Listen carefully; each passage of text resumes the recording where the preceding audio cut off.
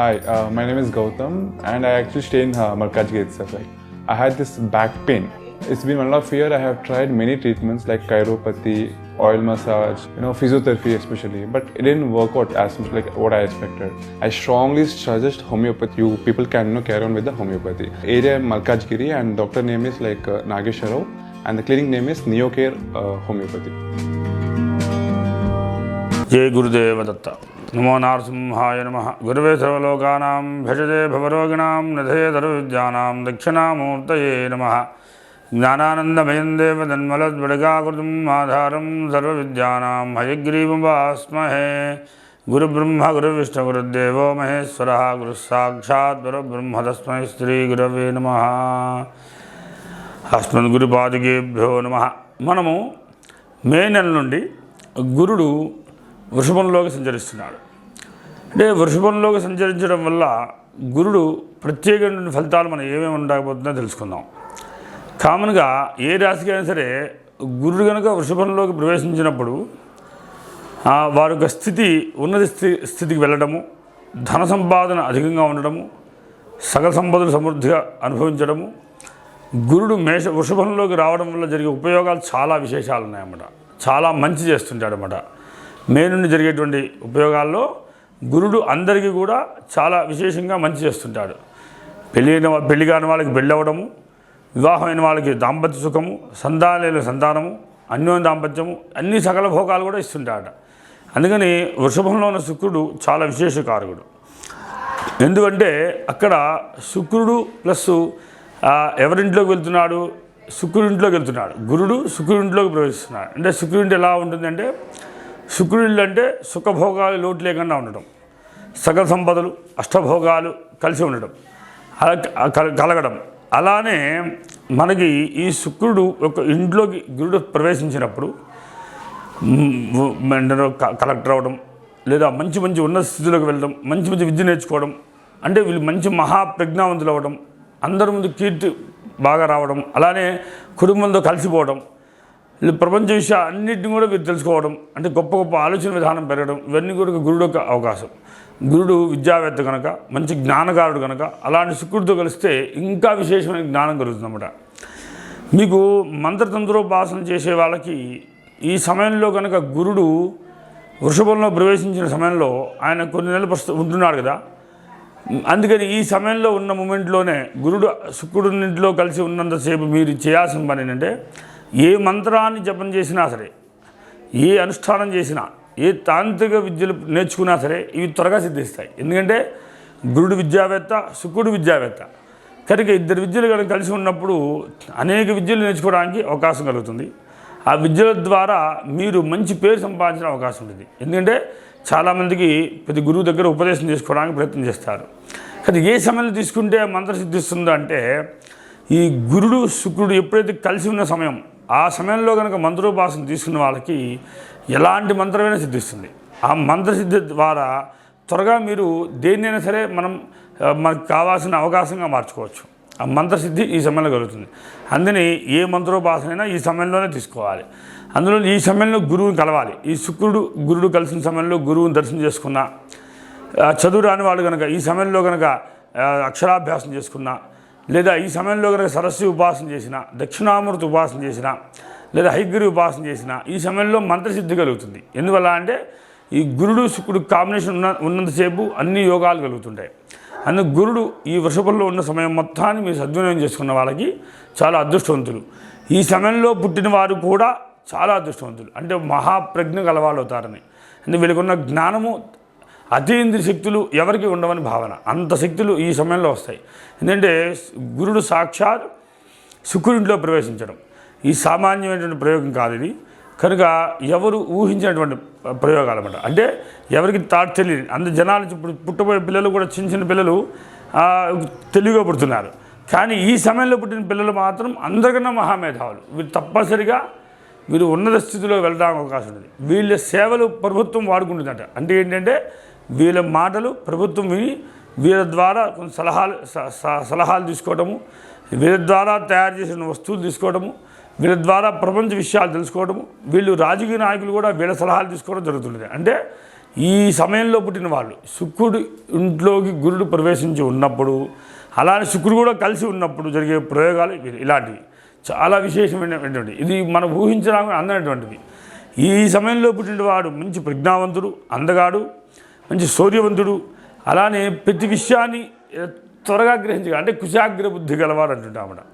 కనుక గురుడు ఈ వృషభంలో ప్రవేశించడం సామాన్య విషయం కాదు ఇది. కానీ ఇద్దరికి ఇలాంటి ఈ సమయంలో కనుక ఈ సమయంలో పుట్టినట్టు వారు, అదే కాకుండా ఈ గురు శుక్రుడు కాంబినేషన్ పుట్టిన వాళ్ళు అన్న సమృద్ధి బాగా కలుగుతుంది. అంటే మంచి ఇష్టమైన ఆహారాన్ని కూడా భుజించగలుగుతుంటారు.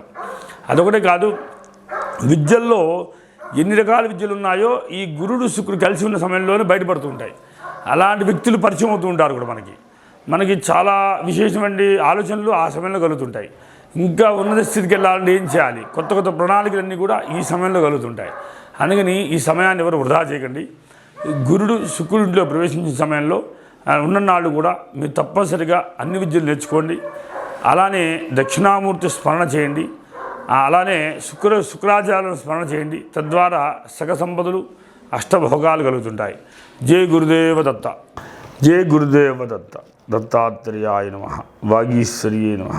బాలాత్రిపురసుందరీ దేవతాయ నమః. జగన్మాతాయ నమః. గురుపాదికేభ్యో నమో నమః. దక్షిణామూర్తయే నమః. ఈ ధనుస్సు రాశి వారి గురించి తెలుసుకుందాం.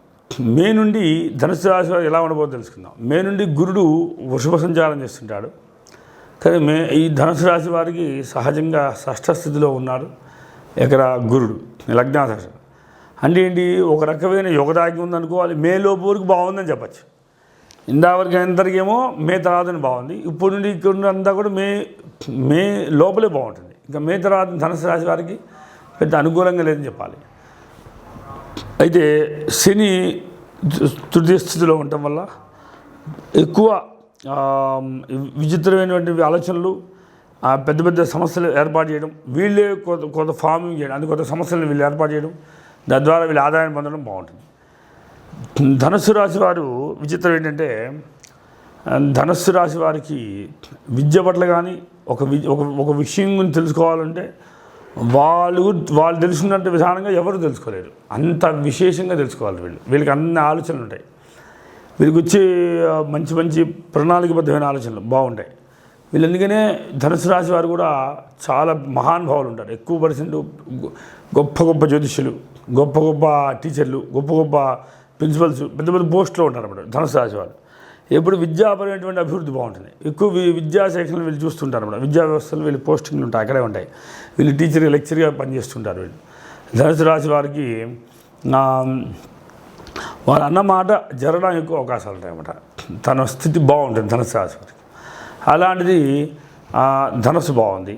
అయితే వాళ్ళ కుటుంబం పట్ల ధనుసు రాశి కుటుంబం చాలా పేదరికంతో ఉండవచ్చు. వాళ్ళ కుటుంబం అంటే ఆడపిల్ల అయితే అమ్మ నాన్న కుటుంబం కొంచెం పేదరికంతో ఉండవచ్చు. వివాహం అయిన తర్వాత కొంచెం అభివృద్ధి బాగుండవచ్చు. అలా కూడా జరుగుతుంటుంది.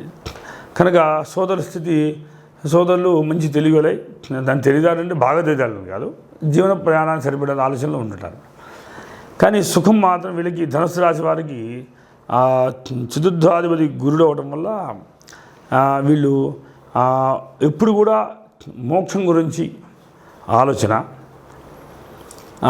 ఏం చేస్తే మన తరిస్తారు, అందరూ మహానుభావులు అవుతారు, పెద్దవాళ్ళు అవుతారు, వీళ్ళ ఆలోచన విధానం వేరువేరుగా ఉంటుంది. ధనుసు రాశి ఎక్కువ ధనుసు సంసార జీవితాల్లో భార్యతో పెద్దగా సుఖపడుతుంటారు. వీళ్ళు ఎక్కువ సంసారం వదిలేసి వెళ్ళిపోతుంటారు అనమాట. అంటే వీళ్ళు ఒంటరిగా జీవితాన్ని వీళ్ళు బాగా కోపంగా ఉంటుంది అనమాట. ముక్కోపం భయంకరంగా ఉంటుంది ధనుసు రాశి వారికి. వాళ్ళకుంటే తీవ్రత విధానం వేరే వారే ఉంటుంది. వీళ్ళు ఎవరితోనూ కంపేర్ చేసుకోరన్నమాట.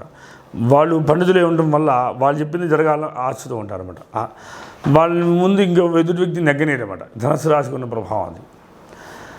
అయితే పంచమస్థితి కుదిరవడం వల్ల ఆలోచన కూడా మూర్ఖంగా మొండిగా ఉంటుంది వీళ్ళకి. అంటే వీళ్ళు చాలా కమాండ్ చేస్తారు, ఆర్డర్ ఇస్తారు, అందరినీ ఆర్డర్ ఇస్తారు. ఇంకంతే. వాళ్ళ సంతానాన్ని బెదిరిస్తారన్నమాట. కొడుతుంటారు, అరుస్తుంటారు, కేకలేస్తుంటారు. చాలా విచిత్రమైన ధోరణితో ఉంటుందన్నమాట ధనుసు రాశి వాళ్ళ ప్రభావం. వాళ్ళ దగ్గర మనం ఒక క్షరం కూడా ఎక్కువసేపు ఉండాలా అంటే భయం వేస్తుంటుంది అన్నమాట. అలానే షష్ఠస్థితి శుక్రుడు అవడం వల్ల భార్య కూడా లోపల భర్తను తిట్టుకుంటూ ఉంటుంది అన్నమాట. బయటికి తిట్టలేక భర్త. అందుకని కొంతమంది చాలా ధనుసు రాశి వారి భార్యలు ఉండరు. భార్య ఉన్నా దూరం అయిపోయి ఉంటారు, లేదా సంసారం సరిగ్గా నడవదు. ఇది సమస్యాత్మక జీవితం ఉంటుందని తెలుసుకోవచ్చు. తర్వాత అలానే సప్తమ స్థితి బుధవడం వల్ల ఈ మీద తన ఆలోచనకి భార్య ఆలోచనకి సెట్ కాకపోవడం వల్ల కూడా అనేక ప్రాబ్లమ్స్ తయారు చేసుకుంటుంటారు. తర్వాత ధనుసు రాశి తల్లిని ఎప్పుడు నిందించుకోవడానికి ఛాన్స్ ఉంటుంది, తల్లి పట్ల అగౌరవం ఉండడానికి ఛాన్స్ ఉంటుంది. అంటే తల్లిని కూడా పెద్దగా ఫోకస్ చేయలేరు, కరెక్ట్ కాదు ఇది రైట్గా ఇది అని ఒక ఖండిస్తుంటారు అన్నమాట.